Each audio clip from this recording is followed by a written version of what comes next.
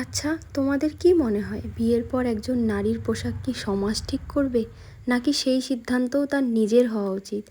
বিয়ে একজন মানুষের সম্পর্কের পরিচয় বদলায়, ব্যক্তিত্ব নয়।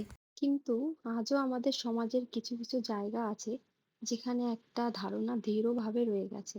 একটা মেয়ে বিয়ের আগে কি পোশাক পরবে আর বিয়ের পরে কি পোশাক পরবে সেটা যেন সমাজই ঠিক করে দেবে। বিয়ের পর শাড়ি পরতেই হবে, নির্দিষ্টভাবে সাজতেই হবে, এমন প্রত্যাশাও এখন অনেকের মধ্যে দেখা যায়। কিন্তু আমরা তো 2026-এ দাঁড়িয়ে আছি।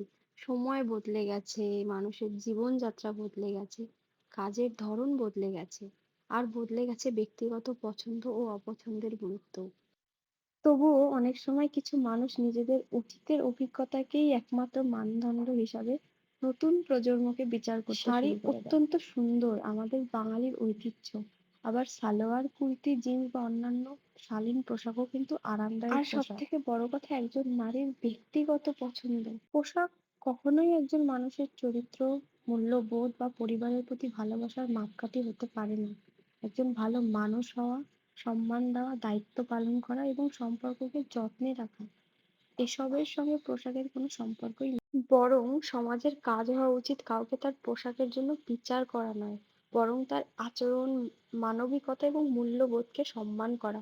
প্রত্যেক মানুষেরই নিজের জীবন নিয়ে সিদ্ধান্ত নেওয়ার অধিকার আছে, আর একজন নারীর সিদ্ধান্ত ও ব্যক্তিগত পছন্দকে সম্মান করাই একটি সচেতন ও সুন্দর পরিবারের পরিচয়।